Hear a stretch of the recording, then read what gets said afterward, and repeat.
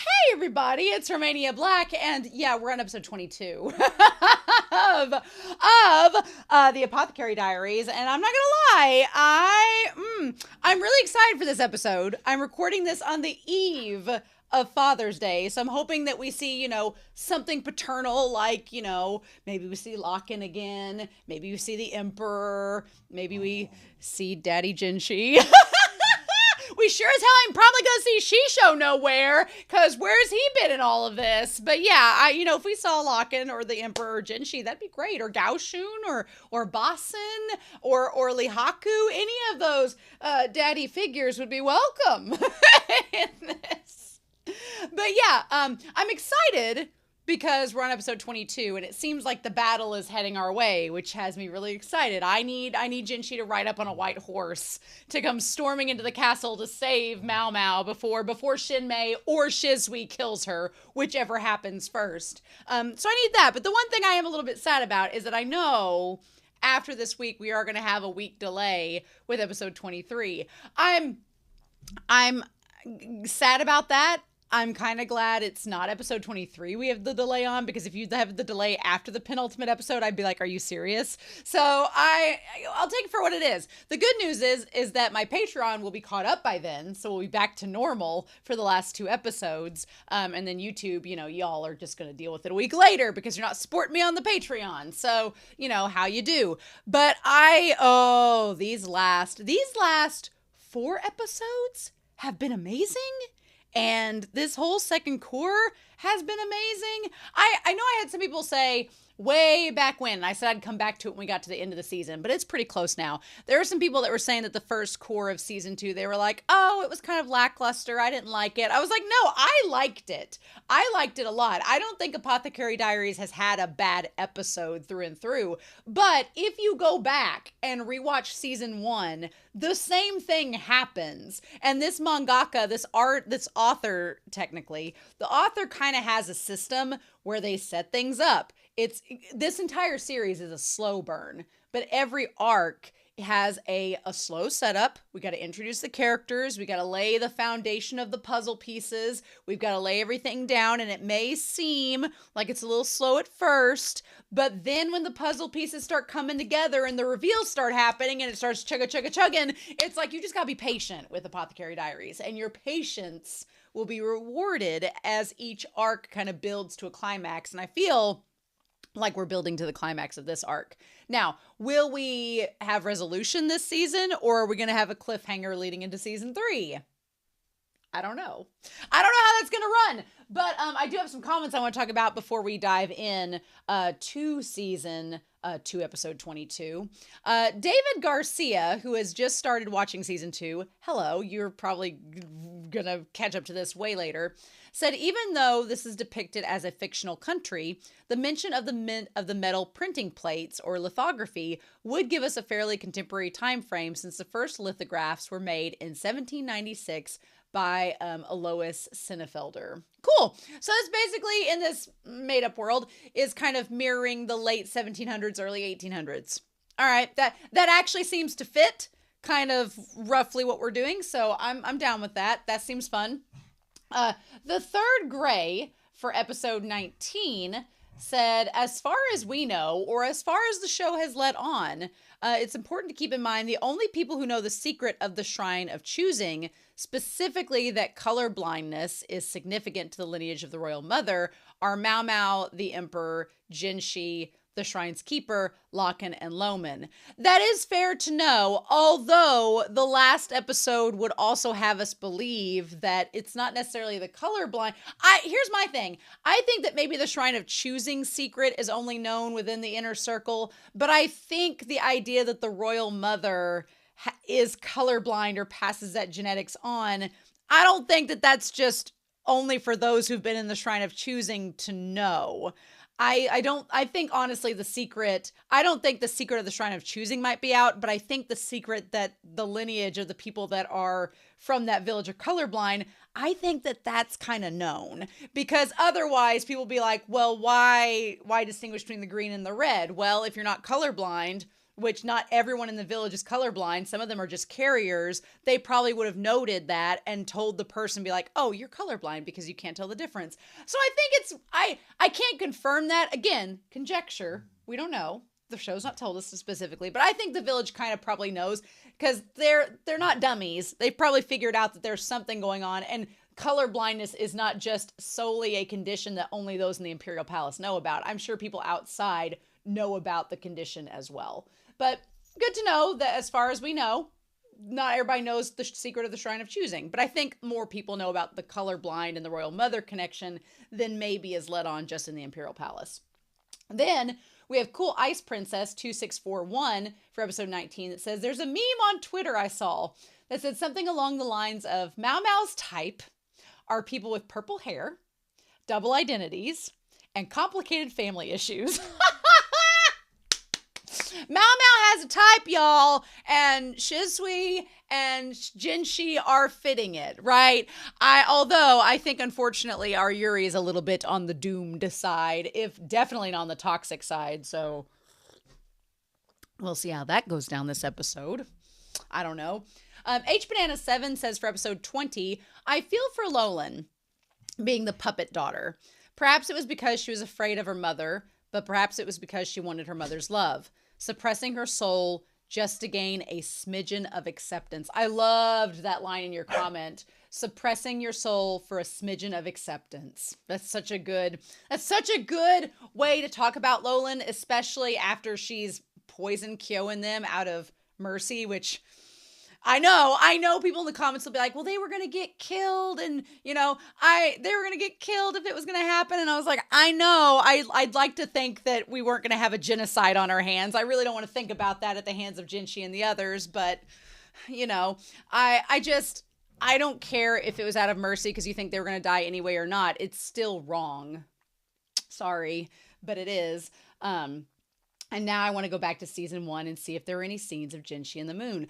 Be Happy, the moderator, and I were talking about it. Yes, there was that scene where Jinshi was drinking the drink that made him a eunuch that was suppressing things, and he was looking up at the moon, which now that we know what we know, there's a lot of symbolism there of him like looking up at the moon. He's the moon prince, his duties, but he's drinking the drink to kind of repress from that. So all good symbolism and stuff like that. But yeah, I know people in the comments will be like, well, she had to make a sad, terrible decision. And I'm like, yeah, but she still didn't have to kill him.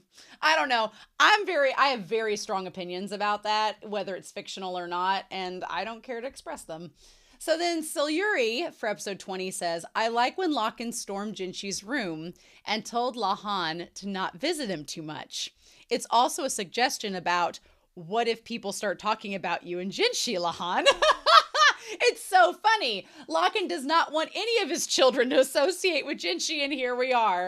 I love that Lahan can't even see Jinshi's face, but he's like, don't be tempted. Don't be tempted by the rocks that he's got, I love it. I love the idea of Lahan and Maomao just being like, but in very different ways, because Lahan seems a little bit more open about him wanting to hang out with Jinshi, and Maomao is a cat. So, but yeah, those were all very, very, very good comments. I'm really glad to see them. I'm also very glad that I can now watch the OP. I don't have to skip it. That's all exciting as well. But yeah, I don't know. Someone else in the comments were talking about the village being executed and that it wouldn't matter if Kyo was in the stronghold or in the village. And I'm like, I'd like to think it makes a little bit of a difference. I know this series is all about dark realities. And in this reality, it's like, if you're a traitor, you're going to die. And we sort of had that touched upon when Fang Ming, who was Aduo's handmaiden, anybody associated with her was potentially up for being possibly executed. And you just don't want to think about the Imperial Palace being okay with genociding a family, wiping them all out. You don't want to think about that. It leaves a sour taste in my mouth, but I don't know. I don't know what we're going to do. So I guess we'll find out, but I'm so excited because I have been staying away from scrolling Twitter, staying away from Facebook because I knew there'd be spoilers, and I've been doing very diligently and very good to avoid it. So we'll see if that works, but thank you all so much for your kind words and comments. I've really appreciated them.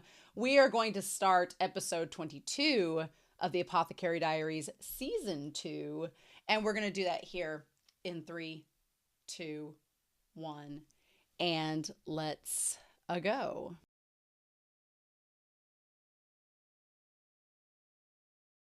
Man, my dogs were being the biggest grumps. How did this episode?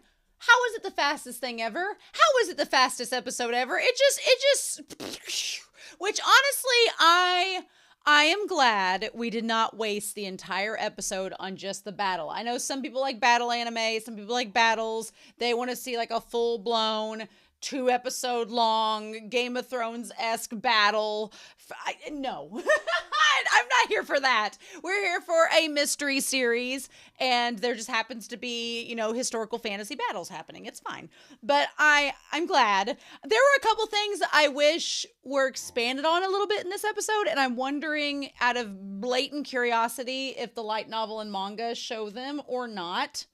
I'll ask about it probably in the episode itself, just to know. My dog, Huckleberry, of course, is like, now that you're done, play with me. But yeah, so our doomed Yuri continues. Man, here's the thing.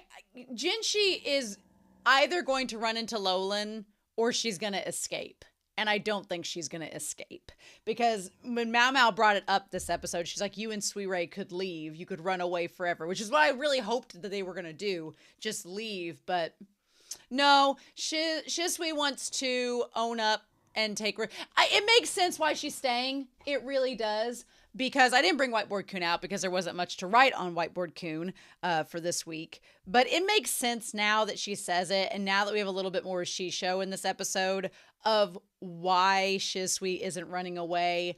Because the whole idea of taking responsibility, the whole idea of taking responsibility is mainly from her disdain for Shishou for doing nothing, for being so pathetic. Which he is so pathetic. I was like, damn. But she does not want to be like her mom. She doesn't want to be like her dad. So her becoming a vile mother, she doesn't want to be like her mother and doing that. And her running away and not taking responsibility for what's happened would be like being like her dad. And she doesn't want to do that either. So her sticking around and owning up to everything makes sense, but she's gonna die. So it's rough, because Maomao genuinely likes Shisui. She genuinely likes her. And we're going to talk about that with her sexuality and everything, because they are, in fact, they're Yuri leaning. Highly Yuri leaning. Oh. But we're going to talk about all that, because that's going to be a thing that we're going to have to do with this. But let's just go through the episode. There's so much to talk about in this. There's so much to talk about. So Shisui says her idea was she never wanted Maomao to meet Shinmei. But when all this went down, it sounds like whenever she was kidnapped, it was because Suirei was being found out. Lolan didn't want that. It all went down. She's like, I really didn't want you to meet my mom. I really just wanted you to be a prisoner and for us to kidnap you, and that would be it. But then we had to pretend that you were the new apothecary to get out of that situation in the warehouse. So Maomao's like, damn it, I caused that situation. So it's kind of my bad. She says, my father says my mother wasn't like that in the past, but she's been that way since the day I was born. So it's kind of hard. And the thing about it is, because the dad says the same thing, Shishou says later on that she wasn't always like she is now. But the fact of the matter is, she is like she is now. And it's a problem. It's a really big problem, because she's basically like drugging and having these women assaulted and having them coerced into sex by these male concubines to make herself feel better. She's got her husband wrapped around the end of her spike-clad fingers. She's causing all of this problems and drama. She's killing people. She's just essentially screwing them all over because of her own like warped sense of justice and self. And it doesn't matter how she was before. What matters is how she is now. Right? And Lolan kind of talks about how her dad couldn't say anything. She says, my father never said anything. He can't. And I'm like, but he can't push back. But I'm like, but he could. But he could. The thing of it is like, I think I'm going to call bullshit. He may have not been in a political position, but at some point he had favor from the OG emperor. The OG emperor entrusted him with his own daughter. He could have done shit. He just did not. So he was just spineless. And she finally calls him out on it later on. And she's like, devouring her husband after giving birth to a child. No, insects are far better than that. They only do that to allow their children to live.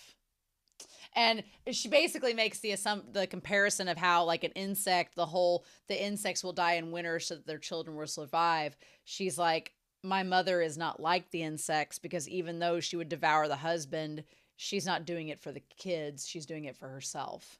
So Shisui makes that comparison in her analogy and saying, I don't want to be like my mother.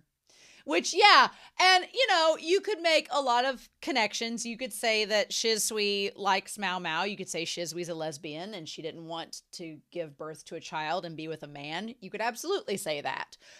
You could say she also didn't want to be like her mom and be put in a position where power in politics makes her loathe that child, because it would have. And so she doesn't want to be like her mom in terms of that, and doesn't want to be involved in the family of the imperial palace and all of that. You can say all sorts of things like that, and those will all be very true, right? But Shisui only has one mother, but she doesn't want to be like Shinmei. I thought there was an interesting comparison here with Maomao and Shisui, because both Maomao and Shisui are estranged from their biological mothers. Maomao's mother was sick her entire life and attempted to kill her when she was a baby. And so Maomao's never had a favorable impression of her mother, and kind of cites her mom as being the reason why she doesn't have a lot of romantic affection towards people. Shisui, it's kind of the same thing. Her mom was terrible to her since she was born, and she's estranged from her, and she's been sick, not like she used to be. So you could say Shinmei and Fengshen are similar in the sense that they used to be one way and now they are different. The circumstances of those transformations are very different. And in Fengshen's case, it's more of a disease, like an actual disease progression that's hurt her more than anything. With Shinmei, it's more mental and psychological than a biological disease, but they both are different people, and their daughters have a very warped sense of love because of their mother's actions. So there's a lot of similarities there between Shisui and Maomao, which is interesting. But whereas Shisui harbors some pretty downright hatred towards her mother and wants nothing to do with her, Maomao's is kind of like this weird, Maomao kind of like finds similarity with her mom in a way from what's happened, and it's a different relationship. They're very similar, but at the same time, their relationships are very different. So Lolan reveals that she did do some research into Maomao and found out that Locken's her dad, and you were raised by a former doctor, which makes her very similar to Suirei, which I thought was an interesting comparison too. So you have like a triangle here. You have Maomao, who's similar to Lolan over here, and similar to Suirei over here, because both Maomao and Suirei, their mothers were kind of, I don't want to call them victims of circumstance, but they, are tied to, although Fengshen's not tied to nobility, as far as we know. She's been in the brothel for as long as we know, seemingly has been raised in the brothel, so we don't know about any nobility there, and Suirei's mom is literally the emperor's daughter. But they're both raised by doctors, and those doctors were not their fathers. So I think that's important to know. Both Suirei and Maomao were raised by doctors that were not their biological fathers. Good to know. Now, Maomao does not let on, and Shisui does not confirm that she knows that Loman is Locken's uncle and that they're related. But I like Maomao saying, I have no father or mother, only a dad. And she's like, sure, if you say so. My sister probably isn't really my sister either. Now, when she says my father's a scheming tanuki, after all, I'm glad that Shishou basically confirms in this episode that no, Suirei is her half-sister. Suirei is his daughter. He did get with the emperor's daughter out of, creepiness, that he did get with her, and they did have Suirei. So that was confirmed. So Suirei is a relation to the throne by blood, but I don't know if Suirei and Lolan are living through this. Here's my fear. My fear is Maomao gave her the hairpin. And my thing is, if Jinshi, one of two things I think are going to happen. Either Lolan is going to die and take her mom out with her, because that seems to be on her agenda. She's going to take her mom out with her. and Jinshi's going to find the body to confirm that she's dead because she was a consort after all, and she is Shishou's daughter and all that. And he's going to find the pin, and he's going to realize that. Now the question is he going to find the pin on her and ask if Maomao gave, and think to himself if Maomao gave her the pin or if she stole the pin from Maomao, and he'll never know? That's option one. He either is going to find the body of Lolan, see the pin, and think that Maomao either gave it to her or she stole it. And he'll probably try to convince himself that she stole it and all that. That's option one. Option two is he's going to confront Lolan at some point in all this because they're all getting captured. Shishou is practically about to get captured. And he's going to ask, how'd you get the pin? And I could see Lolan being like, well, Maomao gave it to me. And that's going to break Jinshi's heart. So, it's going to break his heart. But I don't know. The problem is either way, because Lolan has made it clear in this episode she's not running away. Either way, I feel Lolan is going to die. Jinshi's going to get that hairpin back. And then Maomao is going to be sad because she's going to find out her friend is dead. Even though I think Maomao knows it's going to happen. She just didn't want Shisui to die without knowing that someone cared for her. Which is just angst city. Angst city. But, I mean, yeah, she's like, he must be plotting something by having my sister who has imperial blood under his control. And Maomao's like, Shisui loves her sister, and that's why she's trying to save her.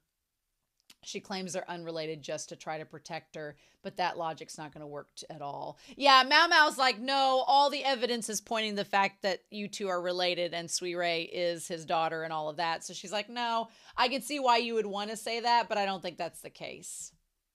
The way that Lolan said, hey, Maomao, the way she said it, it was so sad. There was so much ennui in that. The way that the cadence was, it was so good.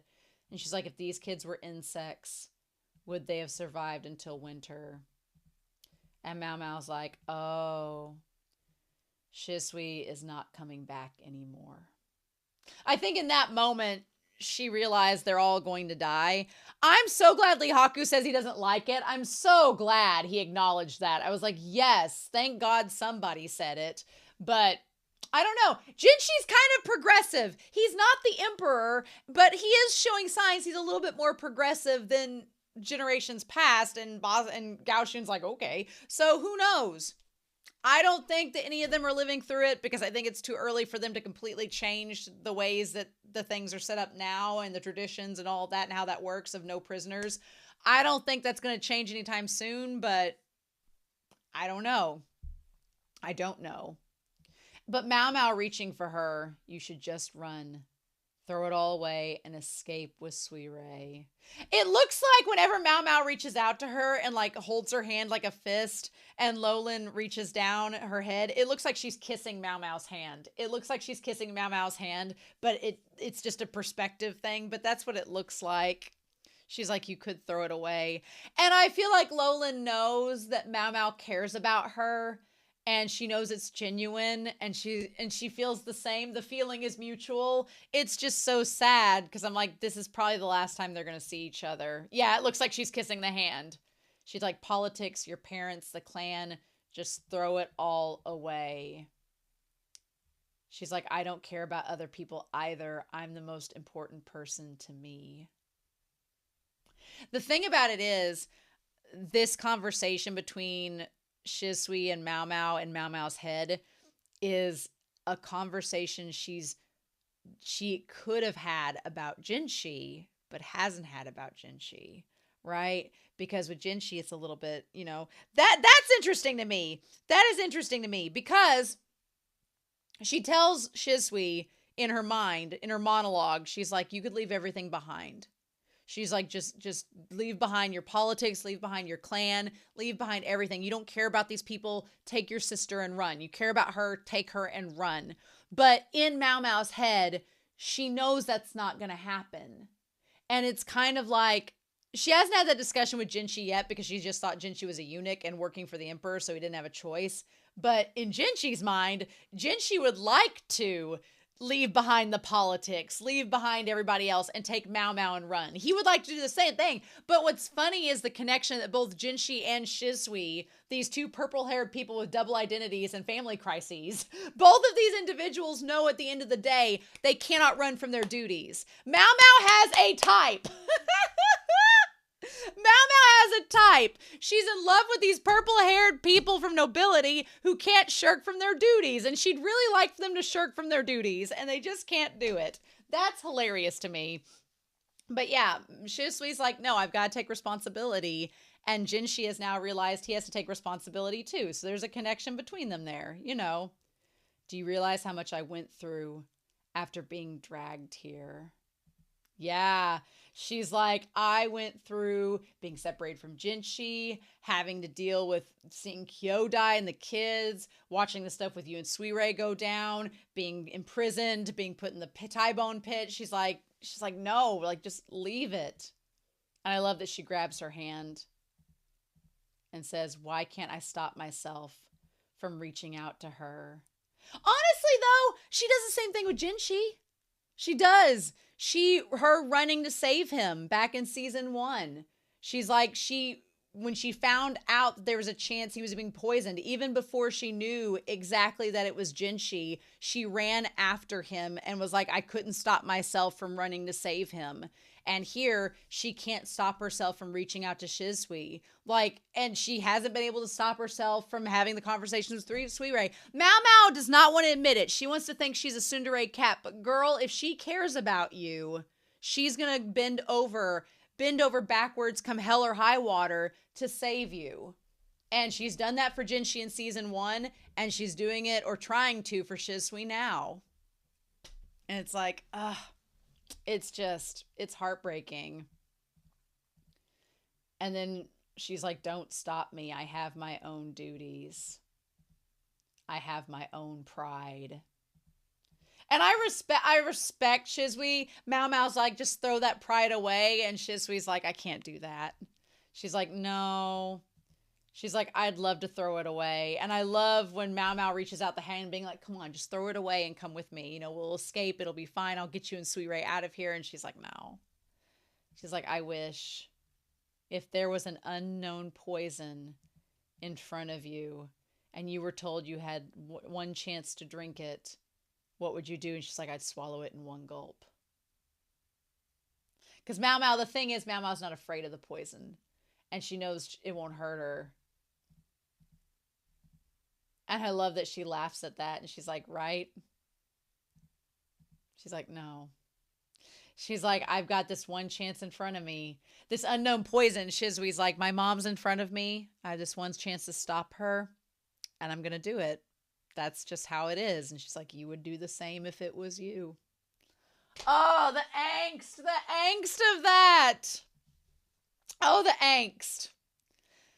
And Maomao realizing she's going, she's like, she's probably never going to see her again. I don't know what to tell her.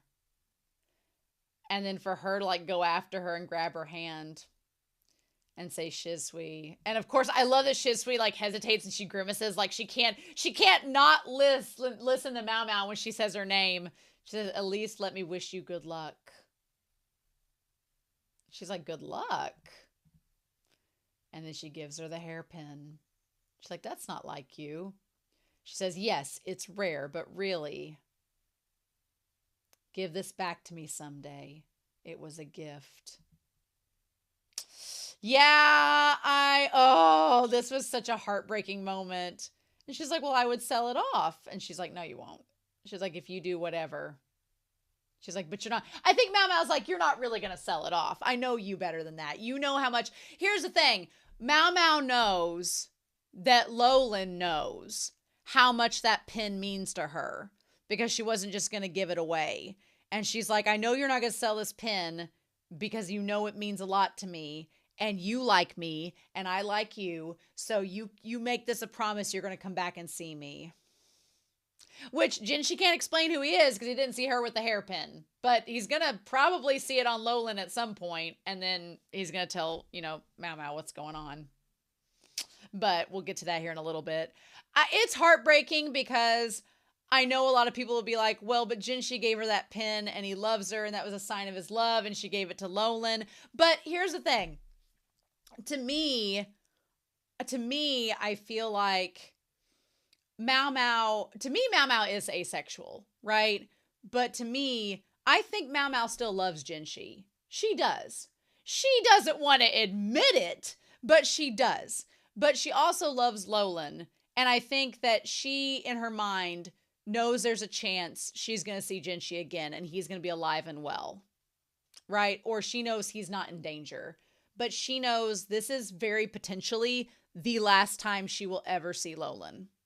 And she's like, I want to give you a reason to come back to me. A reason to come back. And if that reason is this pin and you'll bring it back to me, then yes. Okay? And I feel like Maomao's like, this may very well be the last time I see this woman, so I want to give her a symbol of my love. And then if she brings it back to me, that's all the better. That's what I want, right? I think she has in her mind that if the army's coming, she has a chance of reuniting with Jinshi. I don't think she expected him to come rescuing her, but I think she kind of knew that the army was coming and there was a chance she could escape and be brought back home and he would be fine, right? But Maomao is the type of person that she extends love whenever she can in her own odd little way. And yeah, this is a romantic gesture for sure. But I think this is her one last chance to show that love for Shisui, to let Shisui know that she is loved before she goes off and dies, with the hope that maybe she won't die and she'll come back to Maomao at some point. You know, it's a hard hope. It's a very fleeting hope, but... And I think that, you know, a lot of people, I think, have talked about how Maomao so easily shows affection towards Lolan, but doesn't easily show affection towards, you know, Jinshi. And I think there's a lot of reasons for that. Lolan doesn't openly flirt sexually with Maomao. She's flirty, but she's not sexual about it, right? Maomao associates things that are sexual with the brothel and transactions, and you can tell Maomao feels uneasy about it because she's a woman, and especially knowing that Jinshi's a man, and now she knows he has a frog that is mobile. So, you know, that changes some things. And I'll be honest, I'm on the ace spectrum, and I feel much more comfortable interacting with women in a platonic, you know, queer platonic way than I do with guys sometimes, because there's not that risk. You know, it's different. It's a different type of vibe. And it's hard to explain, but it's a different type of vibe. And I get that with Maomao and Shisui versus Maomao and Jinshi. It's both love. It's love, but it's a different kind of vibe. And that's all there is to it. That's all you can say. It's like, just is. But also, Shisui has been very open about her affection towards Maomao. She put her head in Maomao's lap. She's hugged her. She's been all this.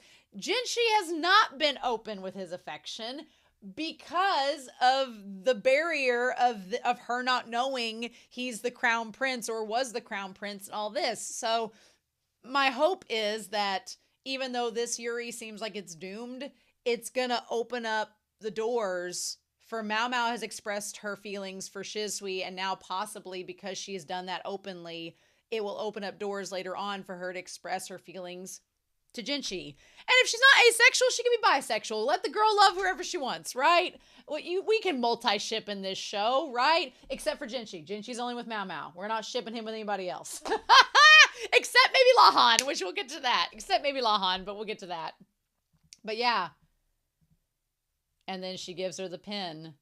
And she's like, well, why didn't you put it in your hair? Well, you've got a lot of pins in your hair right now. I feel like not putting the pin in the hair is also a little bit of a separation of that love. Like the hairpin was like Jinshi and her, but here it's just in her lapel where she's like, you know, we're just, you know, it's a love, but it's a different kind of love. And she's like, I do look like a tanuki.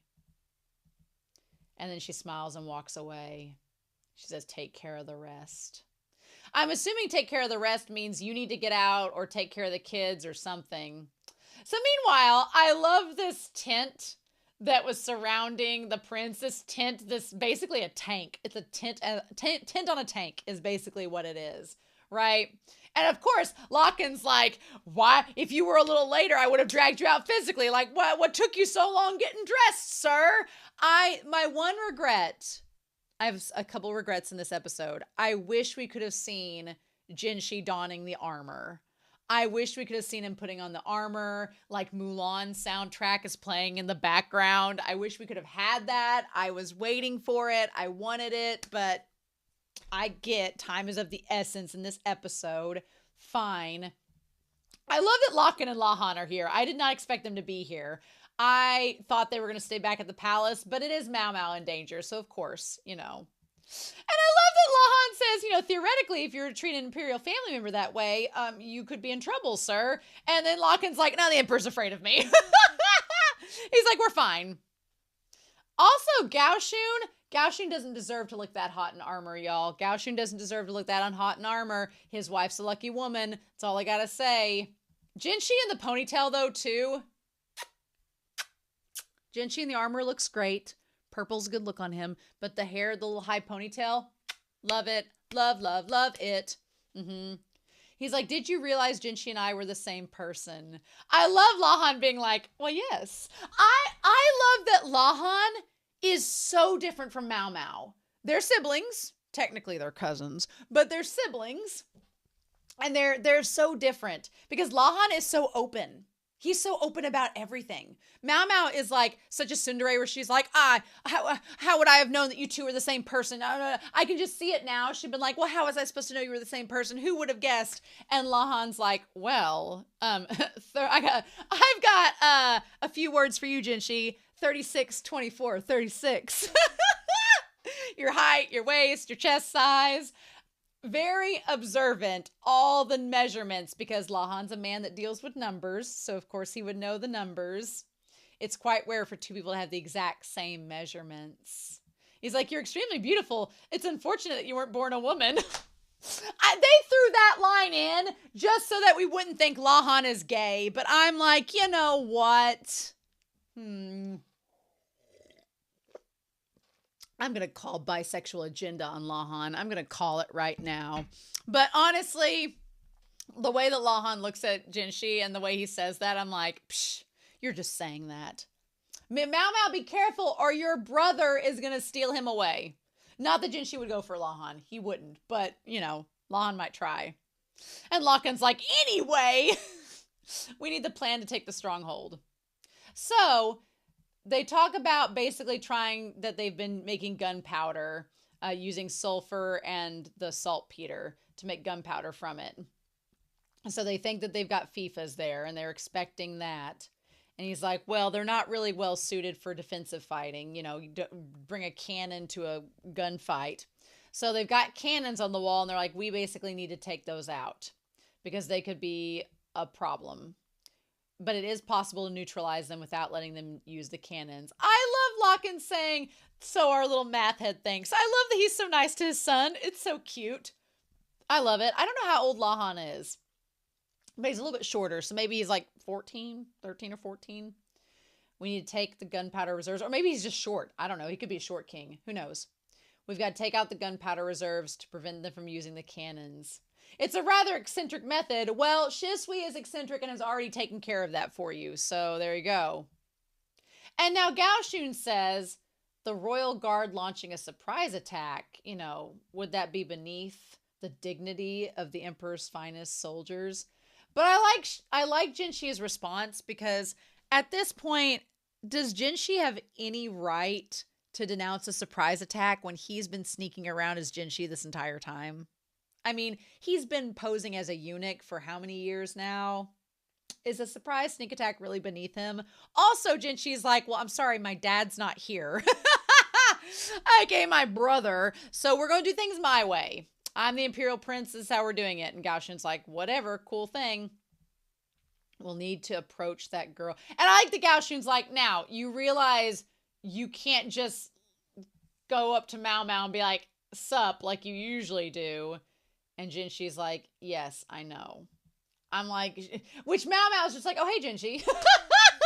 He's like, I'm going to have to go up to her, explain who I am, explain all the backstory. And Maomao's just like, oh, sup, Jinshi? Jinshi, what's happening? I hope she keeps calling him Jinshi. I really do. And honestly, after the bombshell Jinshi just drops out of nowhere that Gyokyo has a son, that she had a boy, he's the crown prince now. Jinshi's like, I'm just the brother of the prince. Technically, he is still the crown prince because he's the eldest son, but we're not going to go into that. Jinshi got an out because Anshi... Honestly, Loman allowed for Jinshi to have an out inadvertently because technically Anshi's son died, the actual brother, and since Jinshi is posing as the brother of the emperor, he technically got out of it. So there we go. As long as we can keep Gyokyo's son alive, next mission impossible for season 3 is keeping Gyokyo's son alive. That's what we got next. I want to see pictures. By the end of this season, they need to show us Gyokyo's baby. I want to see if he has pink hair or if he has purple hair. I need to know these things. These things are important to know. But yeah, so Jinshi could technically go back to being the eunuch in the rear palace because the only ones who know he's the prince are Maomao now, which she's not going to tell anybody, and then Lihaku, which he's not allowed back in the rear palace anyway. He's not a eunuch. And Lahan and Lahan, which they're not going back to the rear palace. They're not eunuchs. So really, honestly, Maomao is the only one who knows because Lolan and Suirei, I'm pretty sure, are not coming back after this season. I think they're going to die, but we'll see. But they're not coming back to the rear palace. So honestly, Jinshi could go back to posing as the eunuch and just whenever he's needed, leave the rear palace and go do his princely duties or his, he is technically a prince, do those. So this could still work out where they can go have their adventures as Jinshi and Maomao even after all this is over. So then this guy shows up. I feel like we've seen him before. Did we see him in season 1? Have we seen him in this season? He does not look like a side character. He's too pretty to be a side character. He looks important because he has really pretty aqua eyes and like very nice coiffed hair. He looks important. I don't know where we've seen him before. We don't get his name, but he seems to know Lahan and them and he seems well-to-do. So I'm like, who are you, sir? And he's part of the army, so all right. And then Lahan's like, just wait, Maomao, Papa's coming to save you. She doesn't want you to, but you're not giving her much choice. The juxtaposition of Lahan, who is taking responsibility for his daughter, Maomao, who even though she doesn't like him, he is taking responsibility. He is doing something for her. He's waged a war to go rescue her. Lahan taking full responsibility. Happy Father's Day! Also happy Father's Day! Gyokyo had a baby boy, and last month was Mother's Day, so here we go. But yeah, so happy Father's Day, Emperor. You got a son, another one.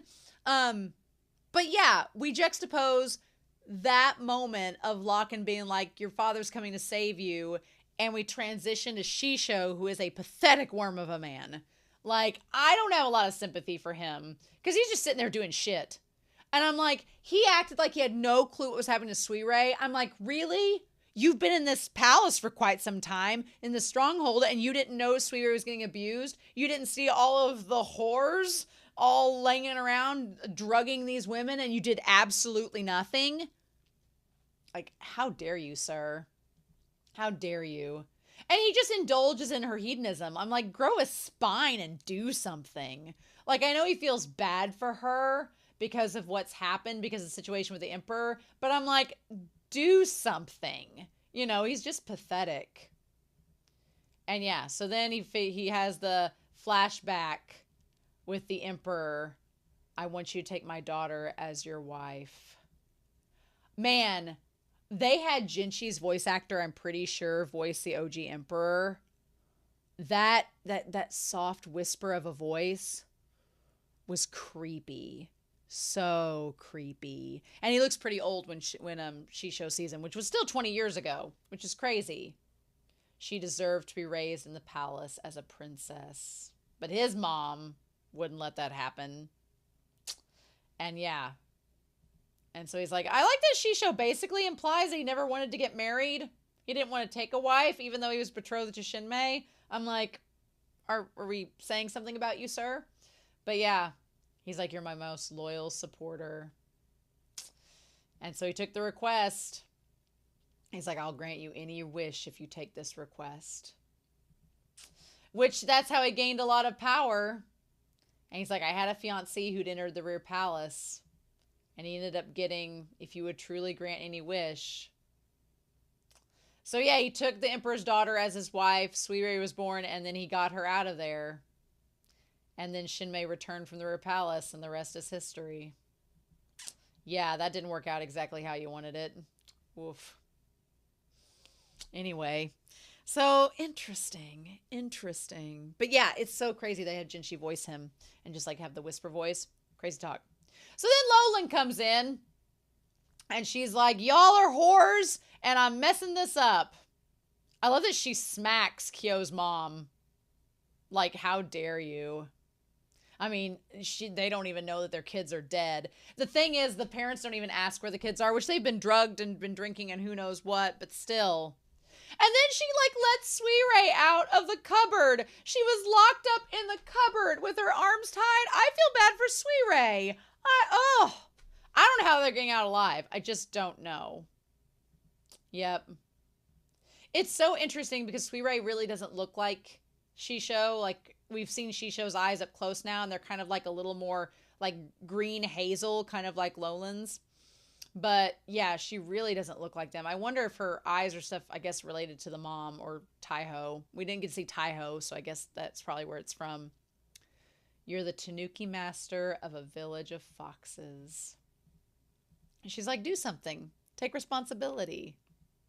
Anyway, so the battle starts. The armory is destroyed. And they really don't have a lot of places to go. And that's when the army shows up.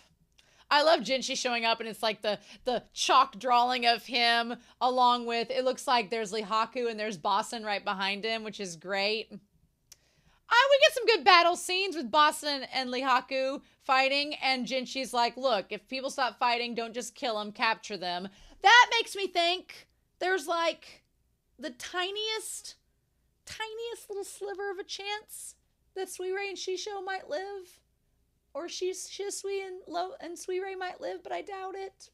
I don't know. If Jinshi runs into Lolan and she has the hairpin on her and she says Maomao gave her the hairpin, would Jinshi spare her because Maomao loves her? Or what? I don't know. Or would Shisui kill herself? I don't know. Because Shisui knows that Maomao likes Jinshi. All the doomed Yuri vibes. Oh, I hate it. Or maybe she might, if she meets Jinshi and she's like, she throws the pin at him and she's like, here, if you really loved her, you'd take care of her instead of making her give this to me. I don't know how it's going to go down. Part of me thinks he's going to find her body with a pin, but then the other part of me is like, no, they're going to have a confrontation. I don't know which way it's going to go. Meanwhile, Lihaku's adorable. I love him in all of this. The little lady's boss, the eunuch with the beauty of a heavenly goddess. Who knew, showing up as a leader of the royal guard? We were all shocked. So everybody pretty much knows now that Jinshi is in fact the emperor's brother in all of this. So cat's out of the bag, so to speak. But, I mean, Lihaku would be probably the most shocked because, I mean, Bossen knew all along with Gaoshun, but Lihaku is probably the most shocked because he was hanging out with Maomao when Jinshi was around, and now he's like, oh, really? So, but, you know, now Lihaku has probably put two and two together and went, oh, you're Locken's daughter, and so now it's all adding up. So he probably is, Lihaku's not dumb. He's putting it all together. Some may think this is not the strategy befitting the royal guard, a proud force led by an imperial family member, but this is the best strategy to minimize our casualties. I like, to quote a character from Attack on Titan, I like Jinshi doing the Pixis route. We're going to minimize casualties. Let's not get crazy. Also, his sword is so badass. I'm seeing the sword now with the hilt and the little tassel. Looks amazing. Come on, Jinshi. But yeah, He's like, this is my decision, and I'll accept any criticism that it's a sneak attack. I like Jinshi's being like, what of it, bitches? He's like, what goes on in their heads? Mm-hmm. Those who come up with the plans like these and those who accept them. Yeah, Lihaku seems more like a straightforward guy. However, I do like the fact that he thinks it's wrong that the women and children die. I like he's got a little bit of a heart. Go Lihaku. So the one guy, he's just traumatized about Shinmei and everything. And I'm assuming the one man got away because we don't see him at all. Now, Lihaku, he says, everybody is going to come out before long. And Jinshi's like, but there might be some people inside who are trapped. I like that Lihaku tries to be the voice of reason in this moment. Lihaku's kind of like, you can tell he's mulling in his head being like, I know you want to go in and save the little lady, but we need to think about this. We could let them come out. And Jinshi's being impatient. So I like the little push back and forth between Lihaku and Jinshi. I like that. I think that's interesting. And he's like, we'll go search. And he's like, it would be great if your precious self could stay safe somewhere. I like Lihaku's like, I know you want to rush in and save Maomao, but you are the Imperial Prince. Like, let's not get crazy. You could get hurt. And that's when Jinshi's like, oh, Grand Commandant Khan's daughter is being held here. I like how he phrases it that way to not be like, the girl that I'm in love with, she's trapped here, so that's why I want to go rescue her. She's like, oh, no, the Grand Commandant, his daughter's here, so we need to go rescue her. She's an important hostage. And Lihaku's like, really? Here? If you let her die, you'll make a new political enemy. And he's like, yes, indeed.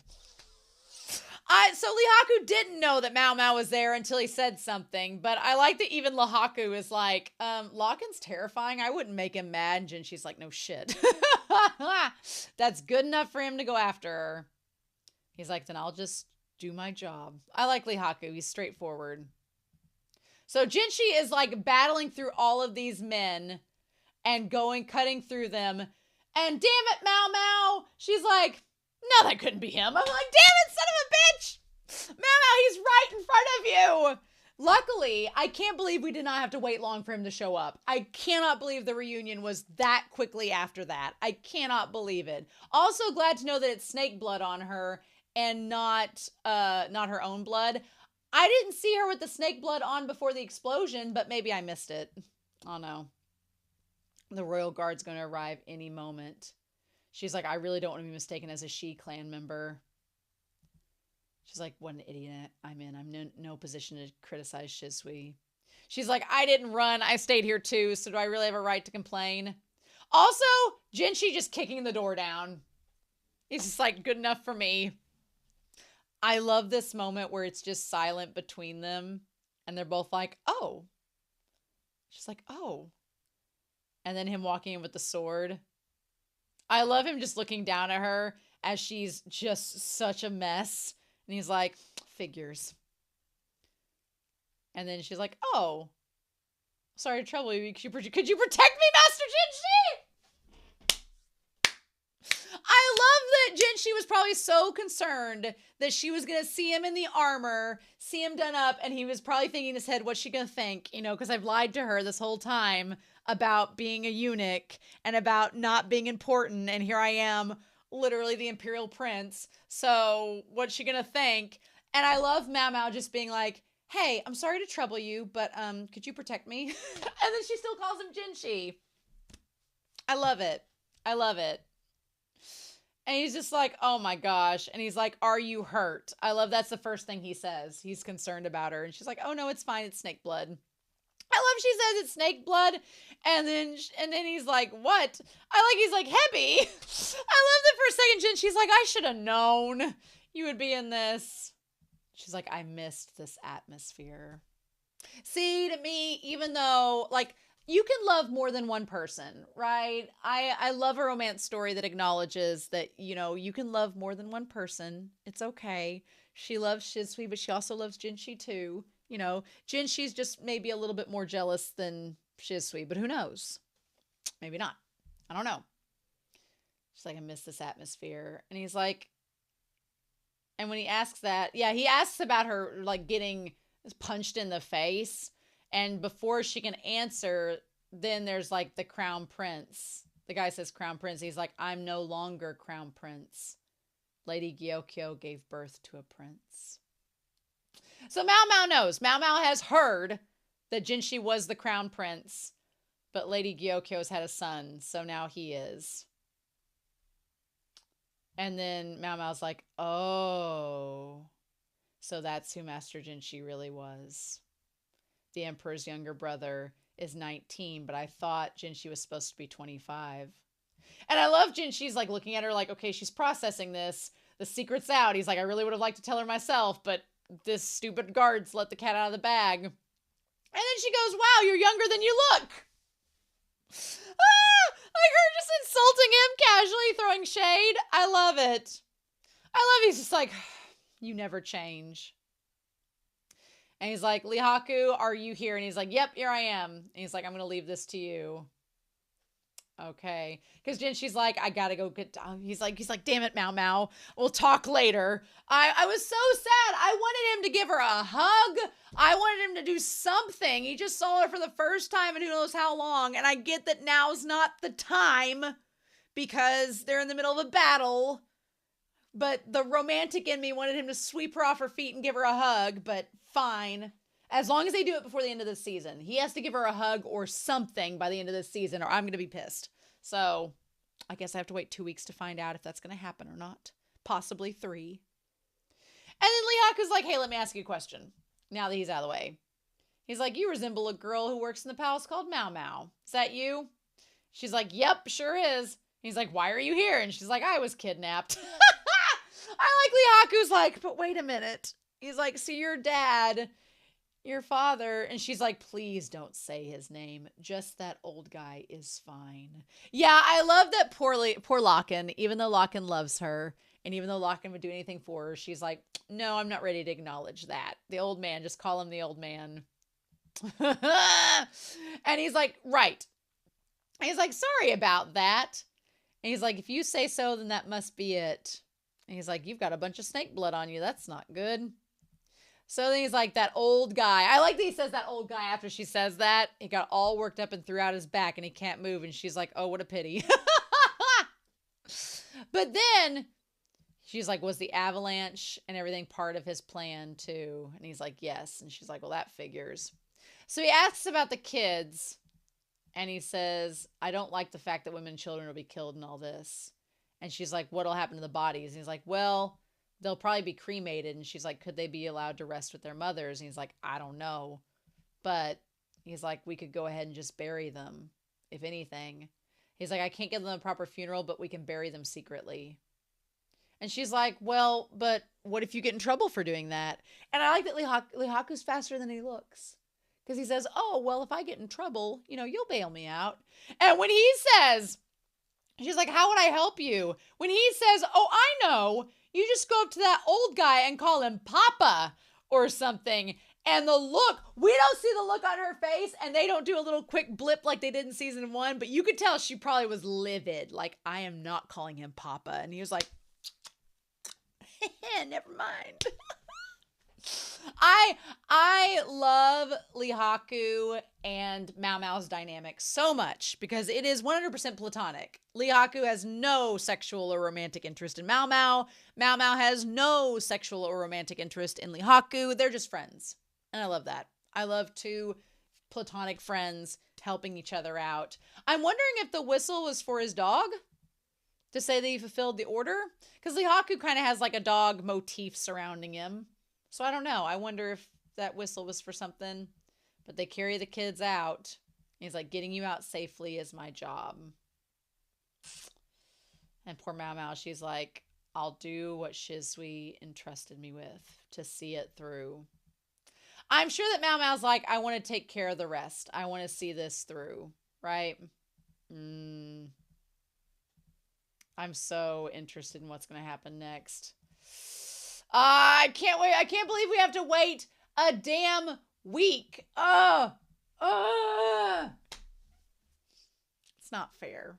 That's not fair. We have to wait more than a week because I'm recording this on a Saturday and we're going to have to wait till the following Friday. So it's going to be like 2 weeks. That sucks. That sucks so much. Anyway, what can we do?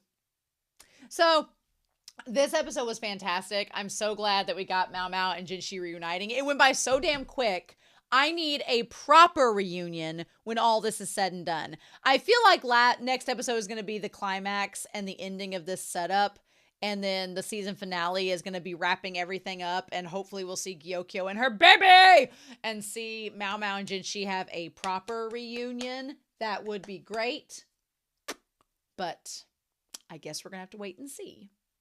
So anyway, I'm curious to know your thoughts down below. Please no spoilers, hints, or clues. But I hope you all have a wonderful week. Please stay safe, take care. And yeah, between recording, it's going to be 2 weeks, but I'll see you next week, as it were, with episode 23, the penultimate episode of season 2 of the Apothecary Diaries.